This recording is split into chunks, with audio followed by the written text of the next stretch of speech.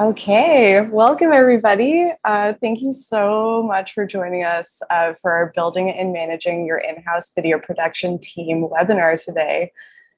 We're very excited to chat with our special guest panelists, Ben and Tommy, about their plethora of experience and all of their knowledge about the in-house video production industry. A huge thank you to both Ben and Tommy for taking some time to speak with us today. And thank you all so much for joining us again and for submitting all of your amazing, insightful questions in advance. We had a pretty incredible response with almost 100 pre-submitted questions. So thank you so much for your interest. We'll be getting started in just a moment, but before we do, I just wanted to give you all kind of an overview of our agenda today. So we're going to get started with a little bit of housekeeping, a little bit of introductions. Then we're going to touch base on a little bit about Celtx itself and how we can help you and your own teams create and manage your very own in-house videos. And then we're going to get started with our panel discussion.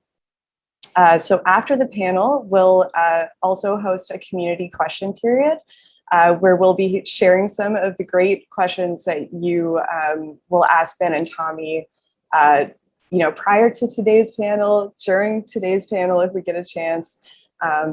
So let's dive right in. So for a bit of housekeeping, at the end of the session, we're going to take some time to ask some follow-up questions, like I said.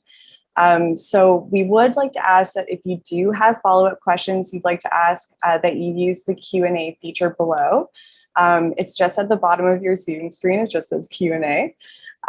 So if you use that feature, it'll allow us to take note of your question so we can relay it on your behalf during that community question period.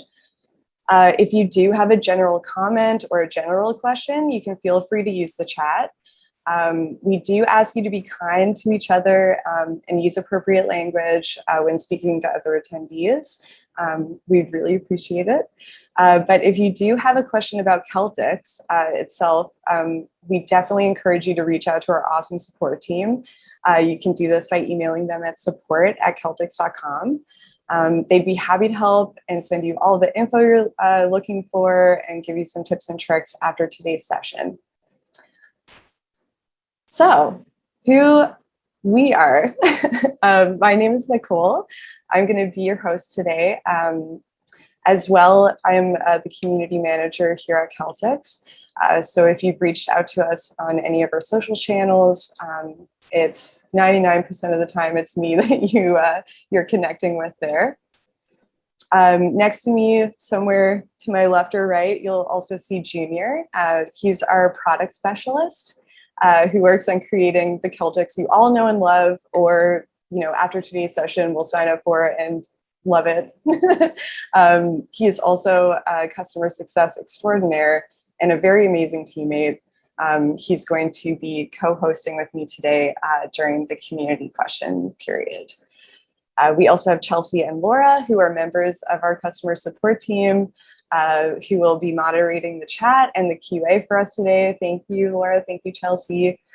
And last but not least, our guest panelists, Ben Dinsmore of Lockheed Martin Space and Tommy Bond of Life.Church Creative Media Group.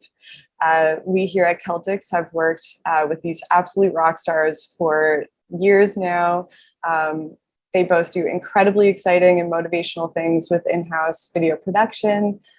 We're so excited to ask you some questions and learn from your experiences. And I will allow you both to introduce yourselves more thoroughly when we get into some of the first questions. So thank you again for joining us today. So before we dive right in, I'd just like to touch a little bit on Celtx's multi-column AV project. This project was built as a flexible and adaptable solution that supports pre-production, for short format video projects, really great for in-house video, especially if you're doing short form ads or YouTube videos. we help you keep on schedule, on budget. And what makes it really special is its shot-based structure, which allows in-house teams and creative agencies to pair scripts with detailed visual planning. I know Ben and Tommy have dabbled in this project type as well. And best of all, it is an amazing tool to collaborate with your team virtually and anywhere. So I just thought I would mention that before we dive right into our panelist questions. So I'm going to stop screen sharing now. Perfect. And we're going to dive right into our panel discussion on in-house video production. Welcome, Ben. Welcome, Tommy. Thank you so much for joining us. Yeah, it's great to be here. Thank you. Yeah, thanks, Nicole.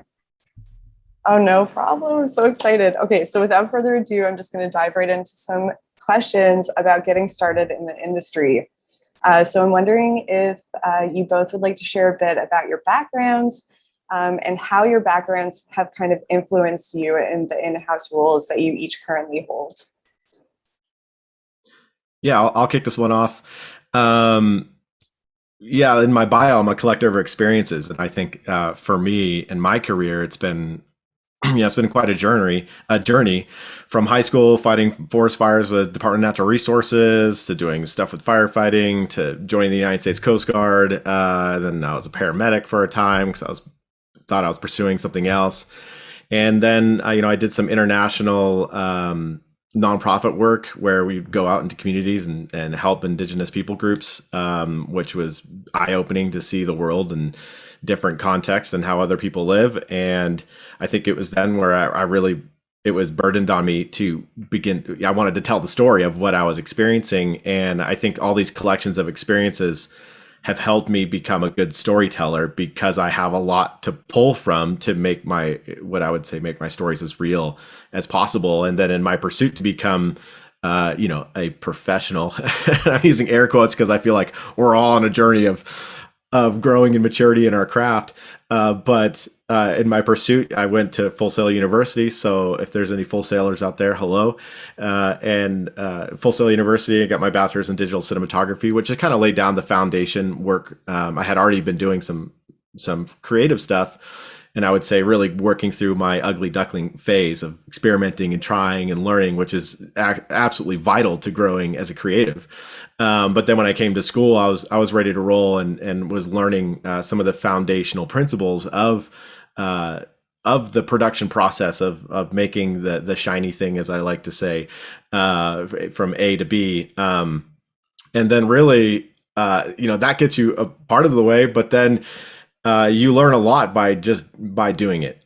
So you're getting out, I was getting out there as much as I could. I was freelancing for projects. I was volunteering to do projects to build my reel. And then, I was got to work on a movie in Boston. Whatever role they needed, I was signing up to do just because I knew I was going to learn so much. I didn't care what exactly I was doing because I knew that I wanted to be exposed to everything, and then I could start narrowing in the area where I was passionate about. And lo and behold, that slowly came to more of producing or writing, directing. I started to discover that was my passion, and so I had an opportunity to work for Lockheed Martin, and I took it. So now I work for Lockheed Martin Space, and I say I get to write cool stories about stuff that goes into outer space. Which is fantastic. And I get to continue to really grow in my craft as a writer, as a producer of content. And I get to work with an amazing team of all sorts of various disciplines that we'll get into later.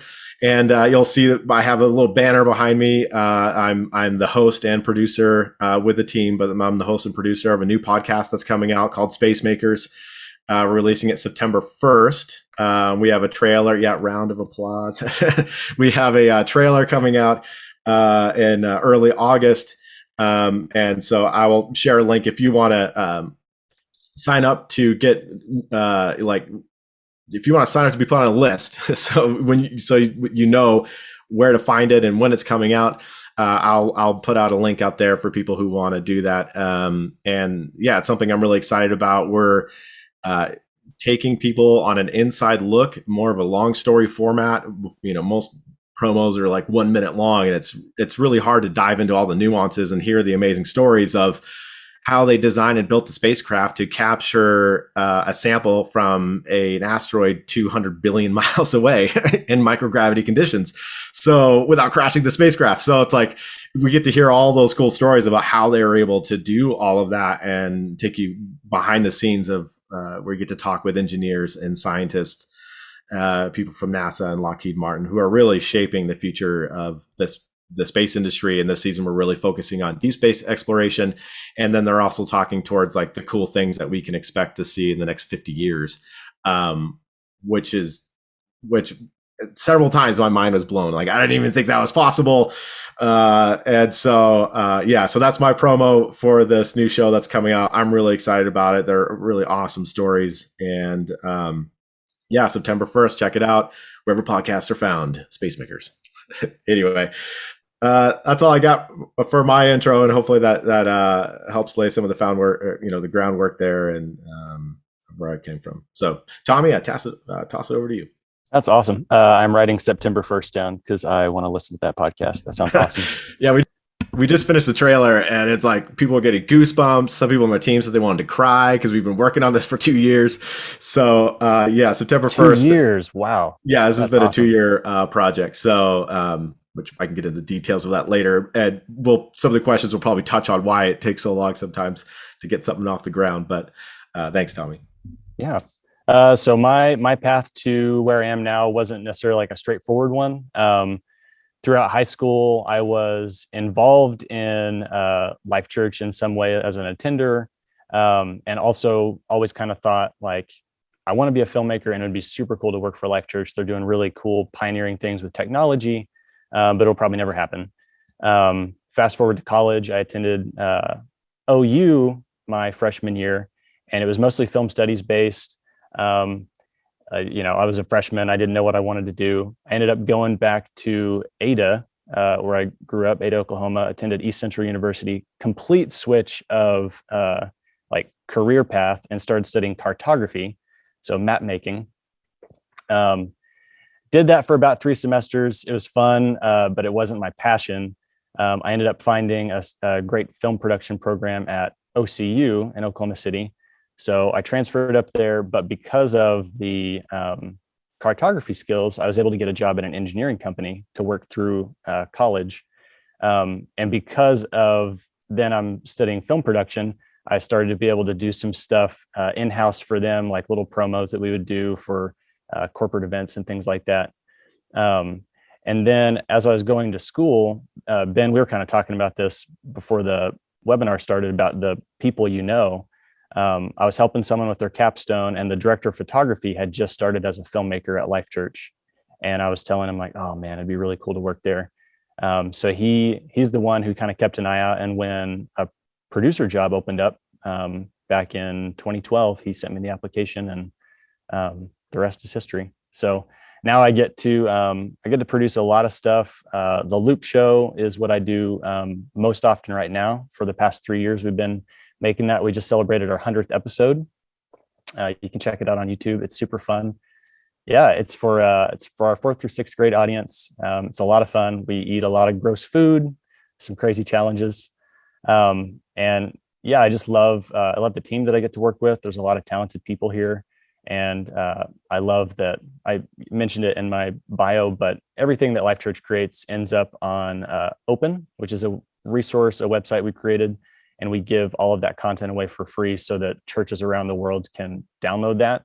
Our hope is that we can kind of partner with them so that they don't have the burden of content creation, and they might be able to better engage with their community. So that's me in a nutshell. Awesome. Thank you both. So insightful to kind of hear your journeys. I love that. Kudos to you for following your passion, and look where it brought you both.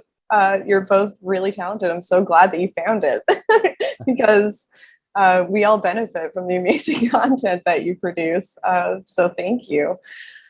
Okay, so next question up. When did your company or organization decide to develop an in-house team And what other solutions did you and your team try first, if any? Maybe you came in and there was already an in-house team. Maybe there's some institutional knowledge you can share. But Tommy, if you want to take this one first. Yeah. So Life.Church's path to having an in-house production team is kind of interesting. Our senior pastor used to preach at one location, and then there was an opportunity for a second location, and he would drive back and forth on Sundays to preach. He had a kid one Sunday. His wife went into labor, and they had been pre-recording the messages, and so they played a recording at the next service time when he wasn't able to make it, and no one really missed a step. So that was kind of like the opening of, what if we did more with video? And from there, like, promos kind of started to be, oh, let's do like a video promo that we could show.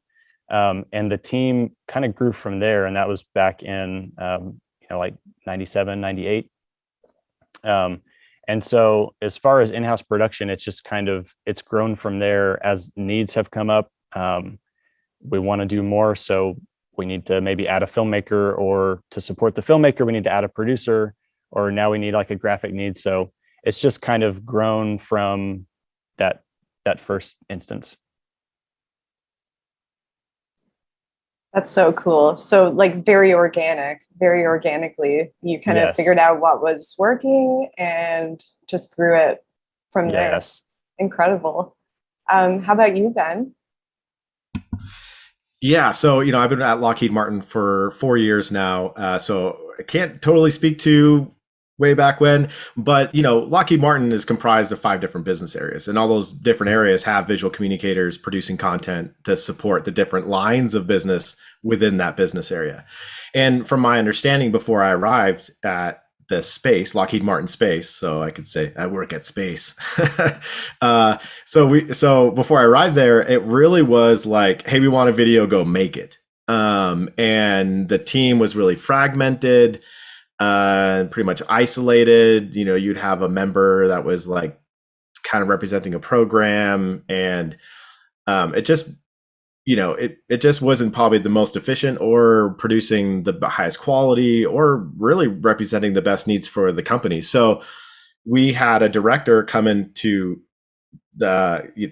take over a role for that. And a director would be the equivalent to an executive producer over team. And so for the next maybe 3 to 5 years before I showed up, he really went to work to going, okay, he had a goal in mind, and his goal was I want to build the best in-house ad agency in a Fortune 500 company. And that's going to meet the business need, right? So it doesn't make any sense to I want to be the best, and then you're not producing content that's actually helping the business. You're not going to last very long. The company will say, we don't need you. So that those 2 goals are hand in hand, and that usually those 2 goals start to define the strategy. So from there, it really became okay, we need to do a gap analysis. Where are we at and what are we missing in order to get our goal of we want to be the best in-house ad agency in a Fortune 500 company. Now, we're not the best, but I mean, let's shoot for the stars, aim for the moon, or aim for the moon, shoot for the stars type of deal. Let's go for the biggest goal we can think of. And there's also that mix of hey, we have to be tactical and practical, because really our director was starting from a very small team and needed to expand it, obviously, to do that. And so one of the first things they went to go do to be tactical and then practical was they need to be accurate at who they needed to hire first. So they first identified on the team who's good at what, okay, and who's good at what, that we can actually maybe focus and hone them in to those areas that would get us to the next level. And then what are the areas that we're missing that we need to hire? So that's when the tactical and being very practical. So being practical is let's reshuffle the deck, or let's look at where we're at, and then practically let's add the right people that's going to support the business need. Of course, our goal is to be the best, right? but you first have to hire the right people that's going to produce the content to support the business need. If you're supporting the business need, then now you can start adding the additional people on. So, and really, so that was kind of the bridge of the old way to now we want to do the new way. And so they were hunting to find the right talent.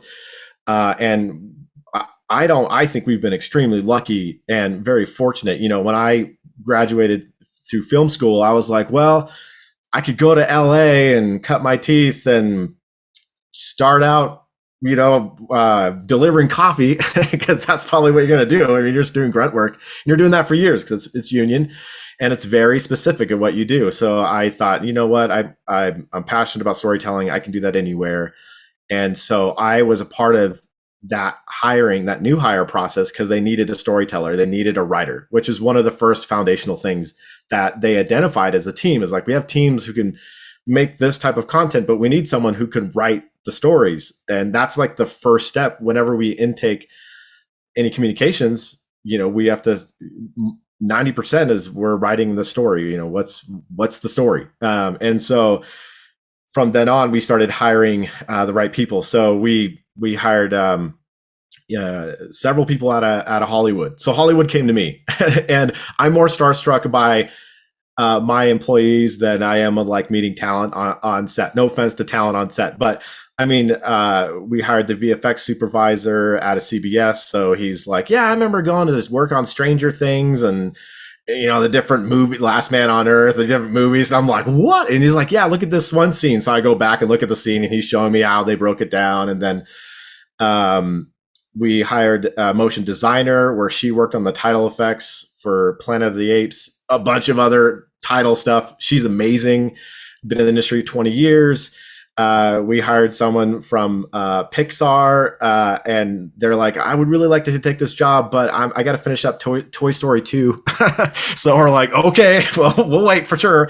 And then we hired someone else from another studio who worked on Maleficent. So, I mean, we have like this, I don't know how they did it, but it's people who wanted to get out of the LA industry and do something different. But I say all that is in order to build the team, they first identified what they had and what they could do. Then they went and go, okay, who do we need to bring on to continue to take us to that next level? And then, you know, they kind of ranked an order of priority. So I wasn't necessarily the first one. They needed to hire some 3D people, and then they brought me on. But it was very like, you know, them rolling through to grow their team in an appropriate, thoughtful, tactful way that was still supporting the business, but then also supporting that main goal of like, how can we become the best in-house ad agency in a Fortune 500 company? Wow. Yeah, that's incredible. So much that you just said resonated. Stranger Things, amazing. Toy Story 2, what? Wow. But also, yeah, that growth, that kind of strategic picking, you know, doing gap analysis, that resonates with me a lot. And, you know, how we built our own marketing and in-house team at Celtx as well, recognizing where we need people with certain expertise, but also, you know, figuring out what your already existing team is good at, and really, you know, letting them explore that in a real way, and you know, flexing their skill muscles. Yeah, for sure. Thanks, Ben. That was great. And yeah, you kind of touched on the next question in that answer as well, but yeah, what roles are represented in your in-house teams? How much video content do your teams produce of a particular style? And how often do you create video content? I know that's a 3-in-1. So if you need me to repeat it, I can. But Tommy, if you wanted to take this one first, that would be awesome. So who, how much, and how often? Yeah. Okay. Yeah. So Creative Media Group is made up of 5 different teams. So we have production, and on production, we have casting director, we have production designer, and then producers. Then we have a design and photography team. So all of our graphic designers and photographers. filmmaking. And so all of our filmmakers shoot and edit, and they will typically serve as the kind of the creative director for each project. Then we have our content team. So that's our writers, and we have screenwriters as well as people who are just kind of developing like the bones for what we're hoping to communicate or teach in something. And then our strategy team, and that's all of our project managers. And anytime that we have a project come up, whether it's like a recurring thing for a curriculum like Loop Show, or a ministry at church reaches out to us and says we need this, explainer video, there usually we'll start with one person from each of those 5 teams represented, and that's how we'll support that project. And sometimes we may realize that we don't need one of those, for one reason or another. So that's who. How often we work on content. Creative media is about over 50 people now. So there's rarely a time that there's not a shoot happening somewhere. So we're always creating stuff. I think we stopped and tracked the amount of like minutes that are created roughly by our team every month, and it's about 300 minutes of finished content across stuff we make for Life Kids or for adult curriculum on the weekends, or other like web content. I think that was all 3 questions. How often, how much, and who? Yeah, that was excellent. Yeah, I know first of all, your team is like quite large, but you produce so much content. And again, if I highly recommend going to check out the Loop Show. It is really funny, super fun to watch. But yeah, Life.Church has so many channels on YouTube, and that is quite a lot of content to produce a month. So huge congrats to you and your team. But thanks for that rundown. It's very impressive. Thanks. Yeah. Yeah. So our team so for Lockheed Martin Space, we have a team, probably about 60 or 70 communicators.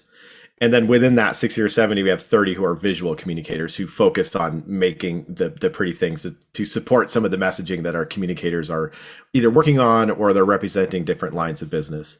And they come to us and they go, hey, we need to talk about the Lucy spacecraft, or we need to do a podcast. So we'll develop the visual content for that. And I think, part of our journey is we, as a team of visual communicators, and maybe I'm jumping ahead, so I'll reserve that. But so we have about 30 or so mixed people. And one of the things I wanted to mention was that, an in-house ad agency is not very clear of what exactly is an in-house ad agency, besides the company has a team who's making stuff.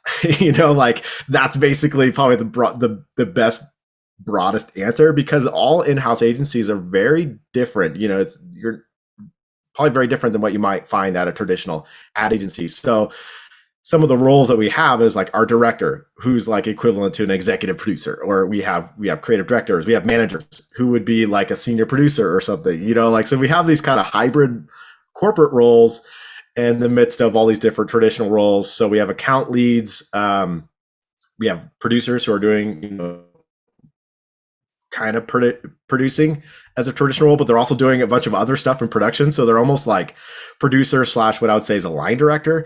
But then we have a team of 3D people. We have motion designers, graphic artists who do environmental design and do other stuff. They're extremely talented. We have, we'd say, a DP or cinematographer, but then we also have what we call run and gun videographers, including myself. I feel like in today's age, unless you work in Hollywood, in today's age, you really are spinning a lot of plates, and you probably are, many of you probably are multi-talented, so I can shoot, I can edit, I can write. And those are kind of my 3 main skill sets that I like to pour in, and then produce and creative direct. So I think a lot of us who aren't necessarily in the traditional like LA industry, you're wearing a lot of hats and doing a lot of different trades. So one day I'll be in a clean room next to a spacecraft, filming or documenting the spacecraft. We call it the monkey suit. You're you're all covered up because you don't want to contaminate the spacecraft when it's going out to explore and do scientific research on an asteroid 200 billion miles away. You don't want to be the one who like, we found a hair and it's yours. So you're all covered up, and then, or, we're documenting the spacecraft being out to now Buckley Space Force Base. It was Buckley Air Force Base. You're documenting that. So, or we're doing webcasts. So there's a lot of different stuff that we have to juggle in those positions. And then one of our most recent ones that I have been most appreciative for, and you realize you don't need it until you have it, was a sound designer and audio engineer who moved here out of LA, worked on a little movie called Avatar. So I'm like, wow, how did we get you? But having him, his name is Julian Giraldo, having him do sound design, especially he's doing sound design on the podcast, it is like amazing. I'm like, wow, you've just totally taken, at film school, they do like an elementary, like how you do level audio and how you start. But I mean, he's like a whole nother level. So those are some of the positions that we have. We're probably in a month, we're probably doing over 30 projects a month. Some of those are video, some of those are environmental design, pictures, graphic design, and really we do a mixed bag of, we, as much as I would like to go out in outer space and film the spacecraft Orion, it's probably not going to happen. So we do a lot of 3D rendering, a lot of 3D different composition. And then we do like a lot of mixed stuff. So sometimes we'll do what we call talking head footage, or one of my favorite ones that we did was a couple ones we did some promo stuff where we're doing GPS and showing the connectivity of how GPS helps civilians. So we actually had sets, and I created my own rain machine for a scene, and we had talent and prosthetic baby bellies and people riding down hills and mountain bikes. So, I mean, it was awesome. I was like, oh, wow, my experience from filming movies in Boston actually worked on this set.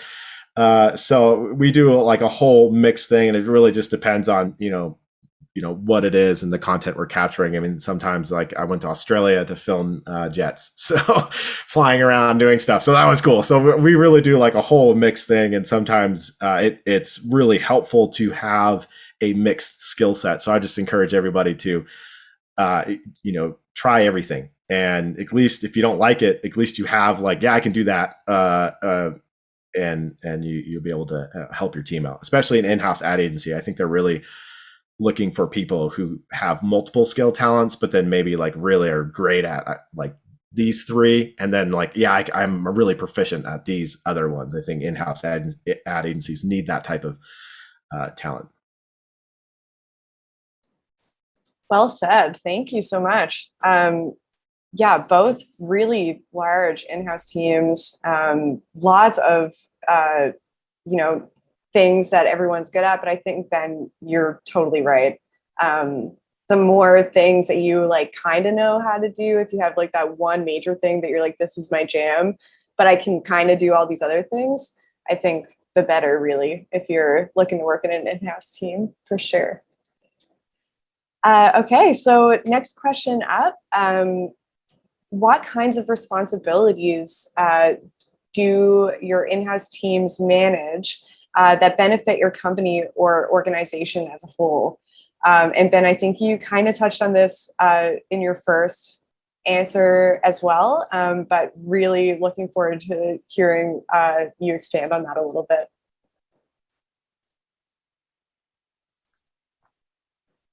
Do you want me to jump in, or Tommy, you want this one? Oh, sorry. Yeah, Ben, you can start, or Tommy, it's totally up to you guys. Yeah, I'll start. Go ahead. Yeah, so we see ourselves, kind of, Ben was touching on it earlier, as a resource for the organization. So when we do see ourselves as the creative experts, but we're not here to just make a cool video for the sake of making a cool video.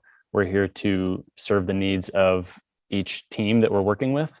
So that's the responsibility that we hold, is we'll meet with teams and hear their needs and try to help them figure out what they need, versus just duplicate a cool idea that they brought or something like that. But ultimately, at the end of the day, like Ben was saying, we're here to serve the need of the organization and not just make a cool video. So that's the responsibility that we carry in a broad stroke.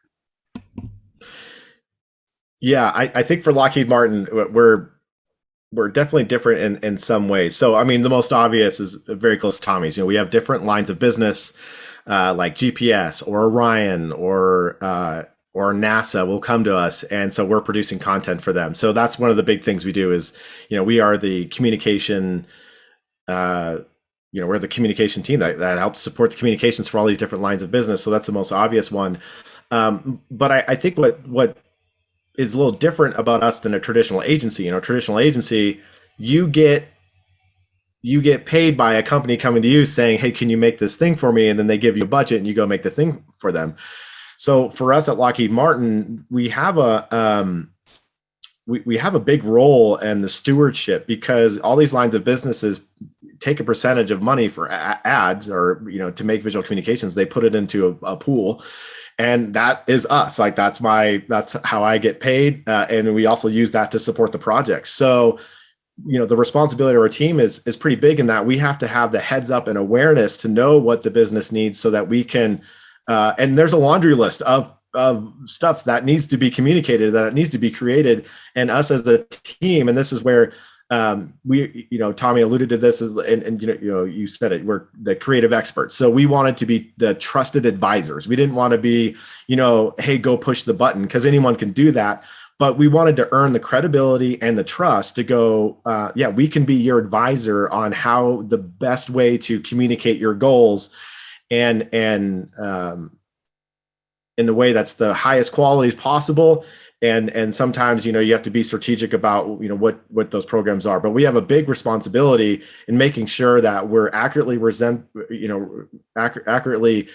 working for and communicating the right programs at the right time, and investing the money that they're put in, that we're being trusted stewards of that money, and giving them those best products. So I think that's probably some of the big things that we do. And then we have all these different lines of business of other communicators. So I think by us, raising the bar of quality, we're naturally kind of like pushing other teams to go, oh, wow, like how can we continue to improve? And then, we're not like holding our cards close to our chest. We're going like, hey, this is what we're doing. But the other lines of businesses have different, they have different structures. So their in-house ad agencies are going to look very different. But what we can do is we can advise our teammates on, hey, this is what we did, and maybe these things will work for you. And then they kind of, figure it out for themselves, or they work through what works best for their team. But we're sharing, we're cross-collaborating the different software tools and technologies and breakthroughs that we're achieving with our team to kind of raise the bar for everybody at Lockheed Martin. Yeah, that's sounds like a lot of responsibility. Yeah. But you do it well. So yeah, that's incredible insight. And yeah, some in-house teams definitely do have a lot of pressure. You rely heavily on all of the rest of the teams in your company or organization or section of the company. Teamwork makes the dream work, realistically. So, if you've got a good team behind you, yeah, you can definitely push everybody around you to achieve the best, shoot for the stars, as Ben said earlier. Yeah. Awesome. Thank you. So one final question from me before we hop into the community question period. Really wanted to talk to you both about some of the hurdles that your in-house teams have overcome during periods of growth or periods of change. We're all still trying to figure out what the pandemic means for everyone, but that includes, in-house teams. But we don't need to focus on the pandemic if you don't want. There's definitely other hurdles that in-house teams or have to overcome, including growth. So just wondering if you wanted to share your thoughts on that. And Tommy, you can go ahead if you'd like to. Yeah. Well, yeah, last year was definitely tough, as I know it was for everybody. Definitely learning how to work remote, and even get creative in how we still did some of our video projects, going back to like archived footage, or utilizing stock footage where we could, or just downsizing our teams when we did shoots. So that was a challenge for sure, to kind of figure that out as we go. A really important thing that we found was, every time we had one of those projects come up, making sure to touch base on the back end and just share what we learned so that we could get better for the next one. Overall, some challenges just in having your own in-house studio. Every time we grow, it's always a new opportunity for us to reevaluate strengths and weaknesses for people on the team. So maybe you've been doing this one type of project for a long time, and now there's a new person who might be a better fit. So that's always, as growth happens, that's always kind of like the give and take and the tension to manage is, you might want to put someone here, they make more sense now. And so just managing those expectations and helping to cast vision for why that's the best move can be a challenge. Also, with having so many people working on so many different projects at once, as a producer, I might have five or six projects that are in several different stages. So I might have on a Monday, like a brainstorm for a project, and that afternoon, a like first script read through for another project, and the next day, like a final review and maybe a pre-pro meeting for a project that's shooting the following week. And so that's on my plate, and that might be with several different filmmakers and different project managers.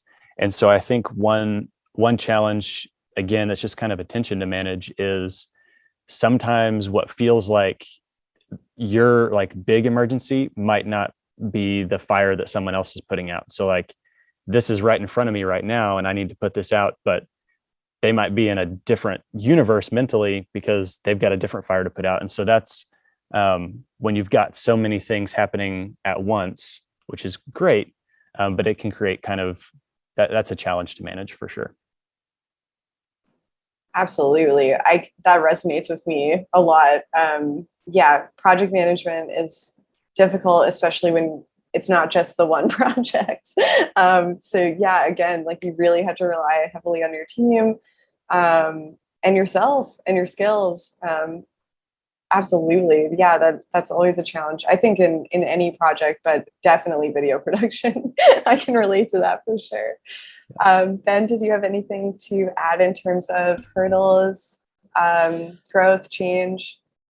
Yeah, so I think I boiled them down. There's a lot of hurdles that we have to overcome, but I boiled them down to 5 just for the sake of time, and I didn't want to put anyone to sleep. But obviously, our hurdle number 1 is finding and hiring the right talent and the skill sets that you need. That's always a challenge. So you have to identify, the right skills, the right roles that you need, and then finding the right people that are going to fill that role well. And that leads to number 2 is really hiring someone who is a team player mindset, who's willing to play well with the team, who's a professional, who can take criticism. They're not taking it personal, like if something's not working well, the project, or it doesn't look good, it needs to get better, then they're not taking it personal, or they're not like, I'm the ultimate owner of this. They realize all those different things. That's really crucial, because if you hire someone who doesn't fit well, it really it can really kind of hinder the growth of the team and make an extra hurdle that really doesn't need to be there, because you already have tons of hurdles on a production just anyway. Productions either want to be too expensive, be bad, or fall apart. So, as a producer, you're trying to prevent those 3 things. So having someone who's not a team player is like, why? We don't need that. We already have enough hard things going on. And then I think for Lockheed Martin, we're a big corporation, over 100,000 employees, global company. So there's a lot of corporate-y stuff that we have to navigate and manage. And there's a reason that it's there, and largely because we're an engineering company. They're designing and making spacecraft to go to the moon and then to Mars.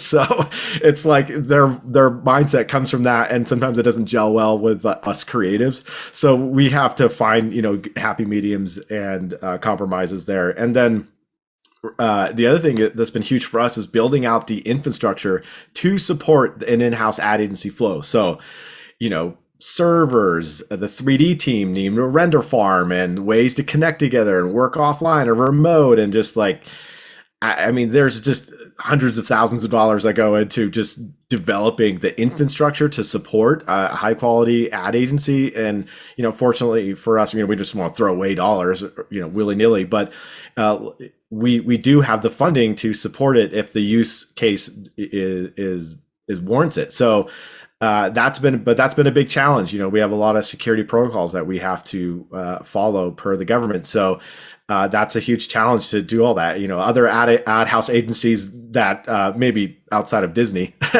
don't have to go through all those security protocols. I hear Disney's pretty tough. Anyway, and then the other thing I would say, and this is more of it could be a challenge if you don't do this, but like you hire the right people, then it's like you got to have the right workflow. And my advice would be, let your workers, the people they are your experts, let them shape the workflow of the projects. I mean, if you're building out a team or you're managing, you have to have that balance where it's probably going to be this hybrid thing with corporate and in-house ad agency / design shop, but really allowing your workers to speak into how those things flow, because they may have seen things or experienced things or been in places where they have these things like down, on lock. So like Tommy, you probably got your loop show, you got that thing dialed down and everyone knows the process because you have to kick these things out fast, right? And so if we were to hire someone from that, we would want to use that experience of how to make things more efficient. So just allowing your workers to speak into the efficiency of your workflows would be one of my suggestions. Yeah, all of those I think are awesome things to kind of highlight when we're talking about potential hurdles, especially if we have any participants with us today that are thinking about joining an in-house team or starting one with their own business or organization. For sure, the past year hasn't been easy, but any kind of change or any kind of growth, you kind of just have to pivot and adapt. And that's something that we've been trying to do at Celtx too with our video production. Sometimes, there's lots of growing pains, but one thing, Ben, that you just said, the ability to take criticism and like allow yourself to like make those changes with, some kind of flow, some kind of acceptance, I think is really important, especially I think others would agree the past year and a half, going on 2 years now. Thank you both so much for answering all of those questions. We now have more questions for you to answer. I'm just going to pass it over to Junior so we can start discussing some of the pre-submitted and other community questions. Thanks, Junior. Thank you, Nicole. And thanks, Ben and Tommy, for being with us today. And for the insightful questions that you've answered so far. We have a number of user-submitted questions. So without further ado, I'm just going to jump right into those. We'll start off. There's a question here asking, how did you take your passion for making creative content to the next level? You kind of both touched on like your steps getting started, but like, was there ever like a moment or a particular influence or a point in time where you were just kind of like, okay, this is the next thing, this is what I'm going to work on for the next, X number of years, however long. Ben, do you want to start? Yeah, I'll make it really simple. There's a lot of different ways to do it, but I think one is pushing yourself to be uncomfortable, right? And then know that you're going to make things that are not cool. but you're learning what to do to make that design, and you have to do it a lot. And I think one of the big things that changed that helped me grow as a creative, and actually say grow as a professional, is you have to move from the place of where I put my artwork on the fridge so that my mom can go like, wow, it's the best thing she's ever seen, which is good. Like, you go through a phase where you need that encouragement to help you grow. But at some point, that doesn't do anything for you anymore. And you need someone who, because they want to see you get better, are going to tear your artwork on the fridge apart and just be ruthless. Now, you have to find ways, and it takes a process to kind of kill that ego of I would say maybe not kill the ego, but you're maturing yourself. You're maturing yourself as an artist and I found a mentor who was better than me. And I would show him my work and he would just tear it apart and it hurt. But he would tear it apart and I would learn from those mistakes and get better. And so eventually you crave that. You go, don't tell me what's good, because I know what's good. Tell me what I don't see. Tell me the thing that isn't working. Tell me the thing you don't like. And then you start to grow in maturity of going, okay, I see that, or I didn't see that, or I see what you're saying. And now you can evolve it, and you don't take these projects personally, because you're like, the only way I'm going to get better is I need to get outside input beyond myself from people who are better than me at where I want to go. And you have them give the input. And what I would say, the other thing I would say, the last caveat to that is, don't let them do your work for you. So you get the input, and then you go and do the work to fix it. Don't get the type of advice that's like, well, what would you do? And then now they're solving your problem. You have them say what's working, what isn't working. You have them give the critique to make your project better. And then you exercise your creative gifting. You begin to work that muscle to try out solutions. And then you find that, and then you go back and you say, now what do you think? And they may be surprised with the creative stuff that you came up with. And then you're exercising that muscle. You're using your own critical thinking skills, your own problem solving skills to come up with solutions that they felt like weren't working, rather than, okay, well, you tell me what to do. Because I've had some students that I've mentored from my college who've come to me to help me with their scripts, and they want me, basically I have to hold myself back from rewriting the scene or something, but I give them some, like, hey, here's some different things. I'm trying to lead them to working that out. And I want to see if they have the gumption to go back and rework their stuff. And I think that's an important muscle that you need to have in the creative industry, is to take criticism and then to work hard to find the solutions. Yeah, that is so good, Ben. That's exactly what I had written down. Ask for feedback. And it's like, feedback's going to come all the time. Like, you're going to get feedback, but if you get passionate about seeking it out, and you get ahead of it and you go ask for feedback, and have those like back pocket phrases in your hand, so that you're not going to approach it from a defensive posture, but someone gives you something and you just say, thank you for that, and learn from it. That's going to make you better. Also, I think especially for anyone who's trying to do to get in-house production started, I think it's really important. Ben, you kind of touched on it about that outside perspective. And so we'll encourage people on our team to go be involved in productions outside of Life.Church. So a few years back, William H. Macy was filming Rudderless in Oklahoma City. A few of us went and we were extras, just to like see other people doing production and learn from them, see what works well and what doesn't. Martin Scorsese shooting Killers of the Flower Moon in Pawhuska. So like, when people get a chance, if they can go up there and, even if it's in a different department, just to learn and get that different perspective, that's so valuable when you work with the same team day in and day out. You can kind of get locked into one way of doing things. And then the third thing that I wrote down that I found is kind of helpful and kind of fun and maybe cringeworthy sometimes, but go back and watch your old stuff. Because I think that's a really good way to gauge how you're growing. If you go back and watch something you made 7 years ago and you're as proud of it as you were 7 years ago, you may not have grown too much. And that's not to say you can't still like really enjoy it, but you'll probably see some things that like, oh, I know how to do sound better now, or I know how to light that better now. And that going back and seeing it will kind of help retrain your brain for some of those things to look for going forward. 100% agree.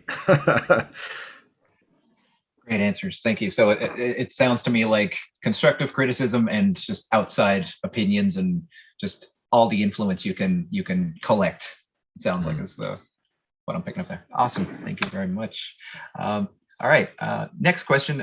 Perhaps this one is maybe a little more for Ben, perhaps. But we have a user who writes, we're starting to create our own short episodics. We're also starting a podcast.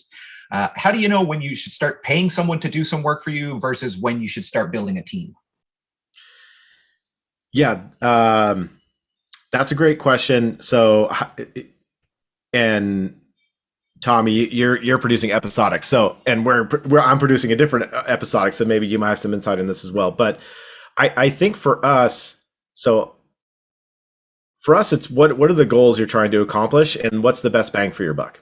And who and what do you have on your team to do what? And then you may need, if your timelines are short and you need to hire a vendor or you need to hire someone outside to help you meet your short-term goals. So a lot of times when we're approaching a production, we'll get the intake, we'll get the request, we'll get the scope, and then I'll write to try to meet that scope, and then we'll figure out who in our team can do it, and then we bring in people to hire to help us get there if it's skill sets that we don't have, or if we just need extra people because we have team members gone and other stuff. Tommy, you probably know it's like, so that you're formulating a team that's going to make the pretty thing. And sometimes it's a mixed bag of vendors and internal. Sometimes you can do it internal, be based on budgets. That's all you can do.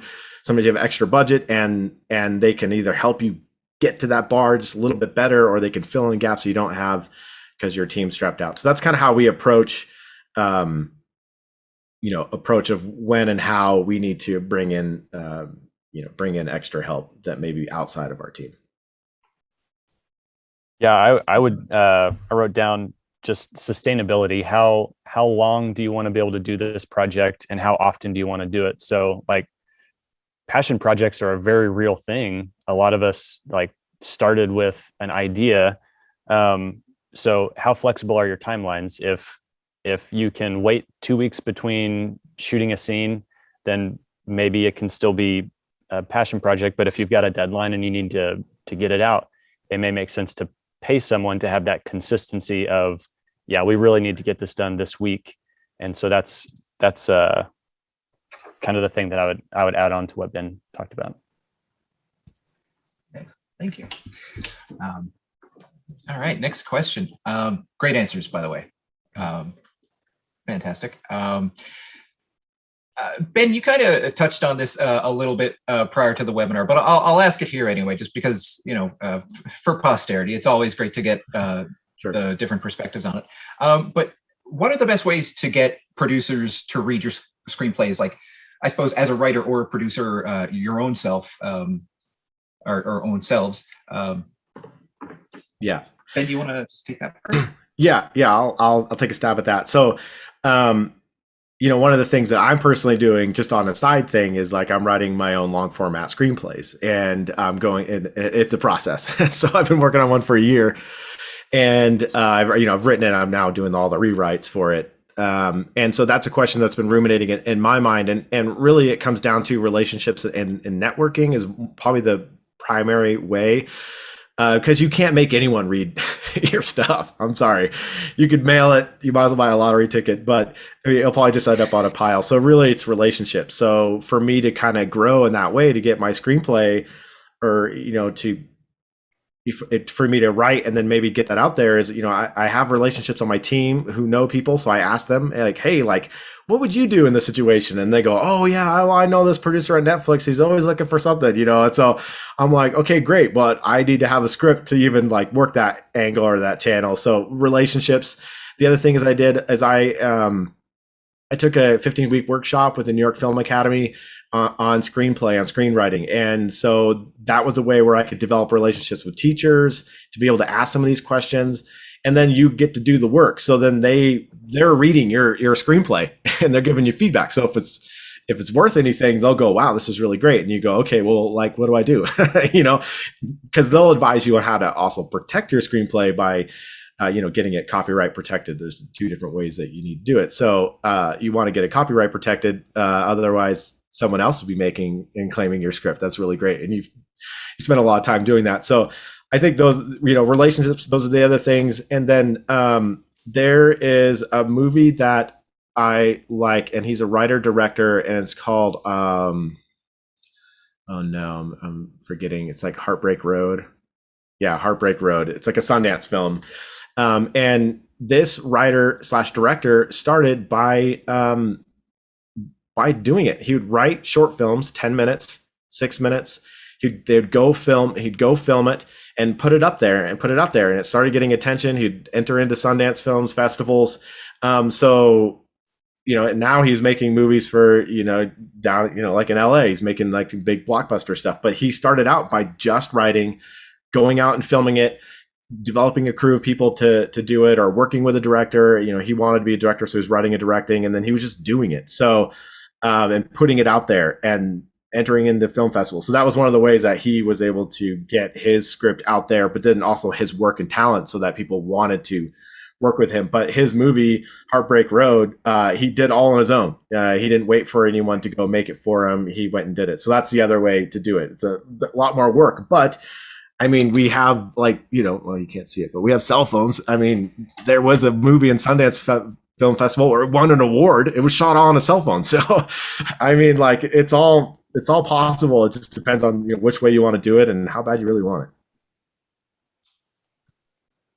Excellent. And Tommy, any input from you on Yeah. So like Ben said, it sounds cliche, but it's all about who you know is so true.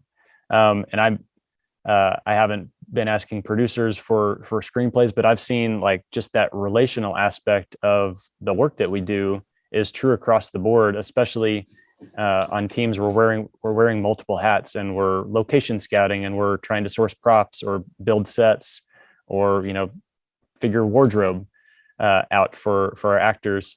And you might hit a dead end, and then you have a phone call or a text with someone that you met 2 years ago, and they have this connection and they make it happen. And that happens all the time. And so, yeah, you just never underestimate the value of a relationship or a contact that you find. You never know when that's going to come into play down the line. And so that trust and equity is a really, really important piece of it. Excellent. Thank you very much for those answers, there, guys. And I found it's called Thunder Road, Jim Cummings, not Heartbreak Road. Thunder Road, Jim Cummings. I enjoyed it. I thought it was a great movie. Excellent. I'll be sure to add that to my own list. And Ben, was Tangerine, was that the movie that was shot all on a phone? Yes. Yeah, Tangerine. That's correct. And you wouldn't know it to watch it. No. And that DP / writer director did a great job of figuring out how to optimize the phone the best way possible. So there was some, little lenses they put on there to give it the best effort. But yeah, it was just amazing. I kind of blew my mind. I'm like, okay, well, why am I so lazy? Basically, like, why do I need a big camera to do this? Like, you could go and do it, which is great. Right. Yeah, the resolutions on those phone cameras are getting to be something else. But I'm here for it. Thank you. So next question, we have someone who's interested in industry standard equipment and spaces. Tommy, I can see you have a number of items there behind you. Like, could you tell us about the spaces that you're kind of using and the tools to help you with your productions and how one would go about obtaining those spaces and things? Yeah, totally. Kind of what I was talking on earlier about just how our team's kind of grown organically. If we add a filmmaker, then eventually we get to the point where we would need a producer to support them. And then once we've got them supported, then we might need another space to shoot in, because now we've got two things that are trying to happen at the same time. And so a lot of the spaces that we use have just come about as the needs have come up. So where I am is Studio C. and it's about 2,000 square feet. And we shoot loop show, which that's the loop show set right there. It's divided up into two pieces. It just kind of like connects together into a V. And we've got a gray wall and a green wall on the back, so we can do different things with it. And then on the other side of me is where we film Connect, which is our 1st through 3rd grade curriculum. And it's a little more like a sitcom style, kind of a 3-walled set, multi-camera setup. And we just have several different sets that roll in and kind of fit within those. And so we did that just so that we can use this space in as many ways as possible, and also keep kind of a small footprint. So we can tuck that in away when we're not using it. Same thing with Connect, and then still kind of keep the space open for other stuff and other projects to use. We also have a white studio that just kind of has like a cyc wall. We use that for photography a lot, and sometimes interviews if we just want kind of a neutral back wall. And then the third space that we use for shooting is Studio B, and it's a smaller, more turnkey studio. So we might use that for like a podcast or maybe an announcement video or something from someone on staff. It's got a few different looks and lots of furniture to kind of bring in and adjust. And that just those 3 things kind of meet the needs of the various projects that we're using. And then gear-wise, I can't speak a ton. I leave that up to our filmmakers. I know we use the C300 and C500 cameras a lot, especially the ones that allow us to shoot in 4K. That gives us more range in post to be able to crop in, but still have high definition. Yeah. Oh, and we just got the lights that we've been using are Airy orbiters, and they are fantastic, very versatile tools. Give you a lot of light and a lot of ability to change not just the color temperature, but the actual like hue or color of the light. So like warmer or cooler? Do what? So like warmer or cooler? Not just warmer or cooler, but you can also do, I mean, just like the whole spectrum. You can make it red, purple, green. And they come with a lot of different attachments to soften the light or magnify it and shape it in certain ways. But those are really great tools that we use a lot. Excellent. Thank you. And to add to what Tommy's saying, and really maybe to unpack some of it, is really what do you mean by the standard, right? Like, are we saying like a studio in LA? I mean, even they're reshaping and redesigning what the standard is. I mean, look at what Mandalorian was filmed behind a whole LED wall that was projected, right?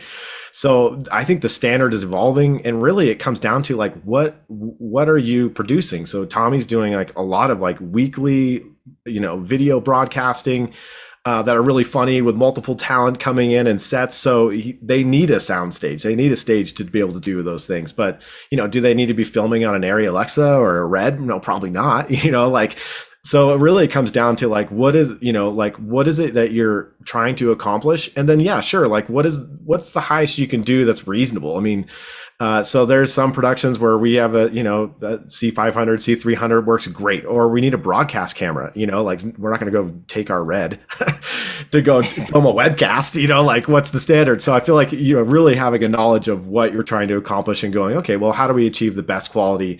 Because sometimes it's just like way overkill and ridiculous. And actually sometimes like, we have a Red, it works really great for some things and does not work great for other things. So that's just kind of, coming back to that, really just looking at what you're trying to do and then trying to find the right tools to accomplish that. But yeah, that was just my one add to that.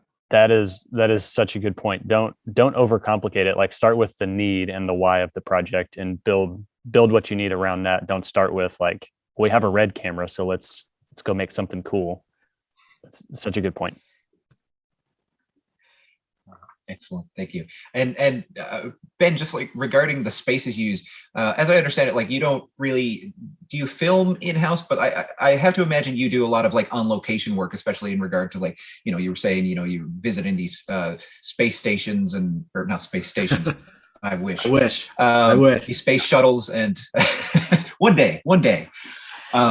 Yeah. So like you're getting to visit like, presumably in-house at Lockheed Martin Space, like and probably NASA as well, like as you're building this podcast, like do you find like it's mostly that or Yeah, so for us it's a mixed bag. I mean, we would love to have the Studio C. We'd love to have big studios that Tommy's working at. It'd be awesome.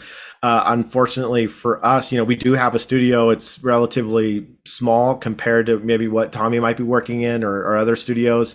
But we are doing a lot of like on location. So sometimes we're in a clean rooms filming a spacecraft, or we're down in, at the Cape in Florida filming a rocket going off, or we're in Houston with NASA filming, other spacecraft and rockets and stuff like that. Or, so we're on location a lot, filming different stuff. I think what's nice is that we have a lot of cool places to film in, which is awesome. But we do have a mixed bag of on location stuff. Sometimes we've rented out a giant studio that had a 100-foot long, white site that we needed to film against. So sometimes we do rent those here in Denver, but really it is a mixed bag, just because we don't have, we're not kicking out a show every week where we need that dedicated studio. But we do have like a mixed bag. We have a much smaller, simpler setup than maybe what Tommy's dealing with there.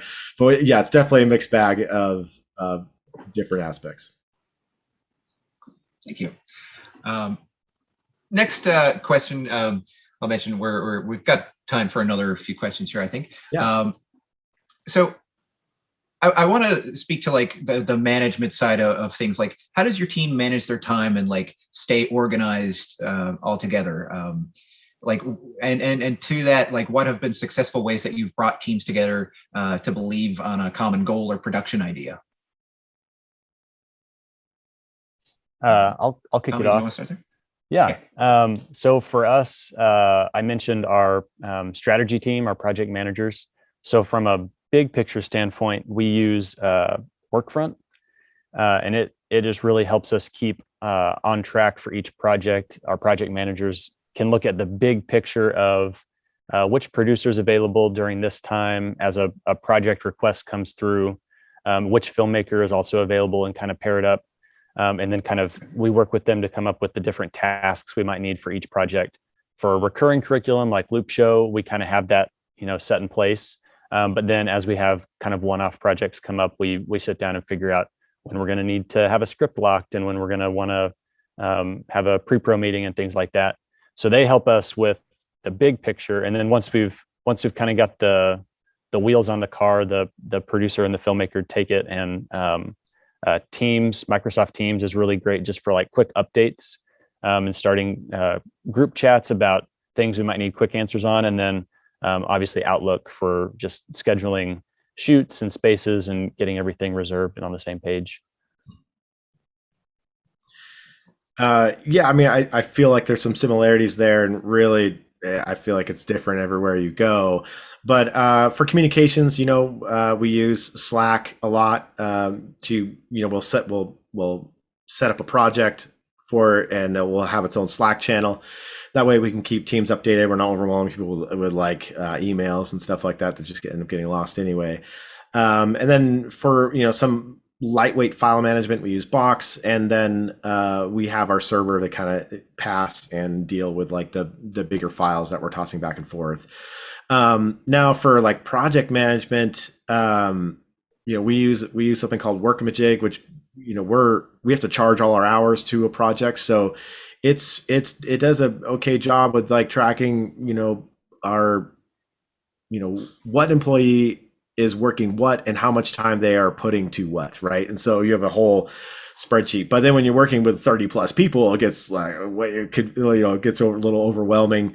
Yeah, and then that's just managing the people working on the projects, and then you need something to manage the projects itself. And so we have other different tools to kind of hand that off. And sometimes Celtx works really great, especially if you're doing on-set stuff where you can post up call sheets real quick. There's some great in-house budgeting if you're working with lots of vendors. You can do your actuals on there as well. So there's some other great stuff on that. But I haven't seen maybe a solution for just because I feel like it's so complicated, it'd be really hard. Like managing people and project, because all projects are so different. But like I feel like there's not one thing that fits all. It's usually a combination. And I feel like it's a little bit of building the plane while you fly it. Some things work well, some things don't. You adjust on the fly, and you continue to kind of hone in what works well for your team. Nice. So like, fair to say a lot of cloud software being used in your workflows. Yeah, everything is going, a lot of things are going cloud, and huge thanks to Celtx, because we have very specific and special conditions, Lockheed Martin, to be government compliant. And when I came on, by the way of like what was one of the hurdles, I didn't have a script writing tool. My script writing tool was Microsoft Word. So I spent more time messing with the formatting than focusing on writing. And there's nothing wrong with like getting that out, but it wasn't like the most user friendly. And huge kudos to Celtx bending over backwards for me, saying like, hey, I really want to use this. This is awesome. We could totally do this, but here are the 5 requirements that we need to meet, and for us to do that. And because it is like cloud-based, and Celtx is pretty agile and developing it and updating it, and they have tech people right there. I mean, they were able to kind of go, we haven't heard that before, but let us look into it. And a week later, they're like, yeah, we can do it. And so we were off and rolling. And so I think that's really awesome about cloud-based. But I would say what's exciting about cloud-based management or any type of cloud-based tech with maybe some smaller companies is they have the agility to do those changes. So, no offense, but there's some bigger cloud companies out there and they don't care. They have their system and that's what it is. So you either work with it or you don't. So I feel like, Celtx, if I could, well, I don't know what I'm saying, but if I could kind of ring your bell there a little bit, it's like, yeah, I mean, they're a big enough company to do great things, but also agile enough to where they can make some adjustments for specific people. Excellent, thank you. Well, I wasn't fishing for a plug there, but I'll take it. Yeah, the plug. That's what I was looking for. No, but I use Celtx all the time in my writing, so it's one of my primary tools. I love it. And I've actually made some suggestions on like, hey, I think this would work well. And either it was already on a list or you're like, oh, that's actually great. And then it happened. So I'm like, wow, that's amazing. So I highly appreciate Celtx. Yeah. I just want to add in, we have had the same experience for years working with Celtx, and that every time we have an idea or something for an update or a feature request, your team is always so fantastic about making us feel heard and just working to find really great solutions. So for anybody out there who has good ideas, present them to this team. Their customer support team is awesome.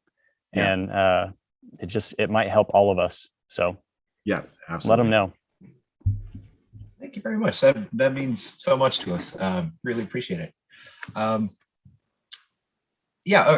Okay. So we had a question come in during during the initial time period, but there's a question for you both. It looks like you mostly work with professionals, but a lot of organizations have to work with volunteers. Do you have any advice for anybody who's working with volunteers, for example? Like, Tommy, maybe you can speak to some of that first.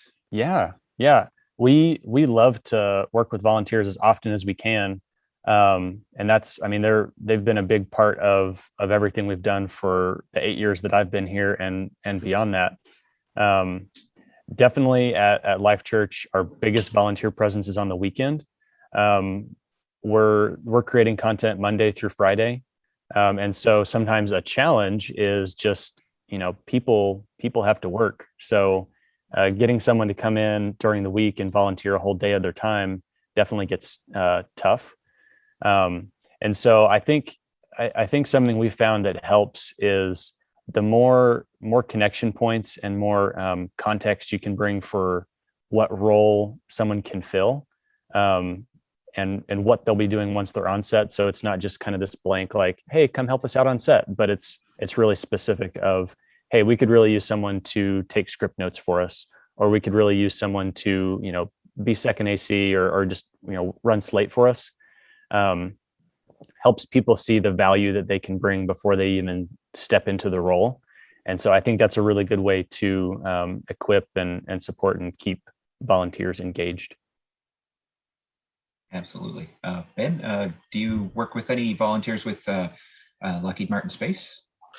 Yeah, unfortunately, we don't. I can't think of a time that we have. We just have a lot of different security protocol and legalities with volunteers and where we're at. So we don't have the privilege, like Tommy, to have some extra help.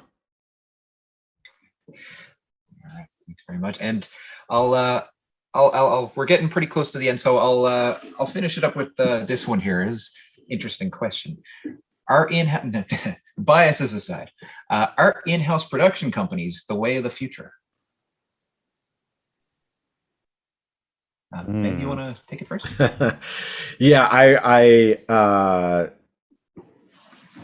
Yeah, that's a tough question. I feel like there has been a trend of companies making an effort to save money by building an in-house ad agency. So now we have because anytime, we balloon out and we use ad agencies, you got to have the funding for that. And it usually gets a lot more expensive, but I don't see ad agencies going away just because there is so much work in visual communications. Digital media is growing like crazy.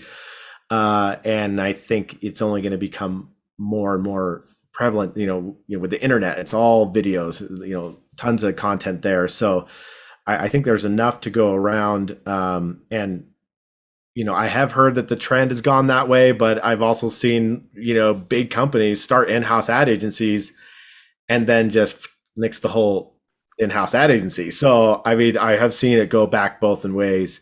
So, that's a great question. I'm not really sure. I haven't seen the data yet on that. I've just kind of heard, kind of gut feeling and rumors that, more and more companies are doing this. I was at Adobe Max maybe 2-3 years ago, and they had a whole breakout session on in-house ad agencies and talking about how a lot of companies were doing that.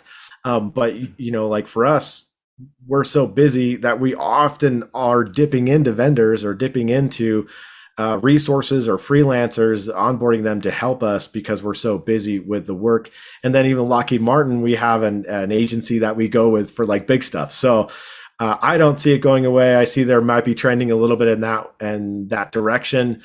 But I feel like there's a pendulum in these things and they kind of swing like this back and forth, with just kind of the culture of the times and, the needs of the business. That's just my 2 cents, but yeah, I'd be curious to hear Tommy's perspective.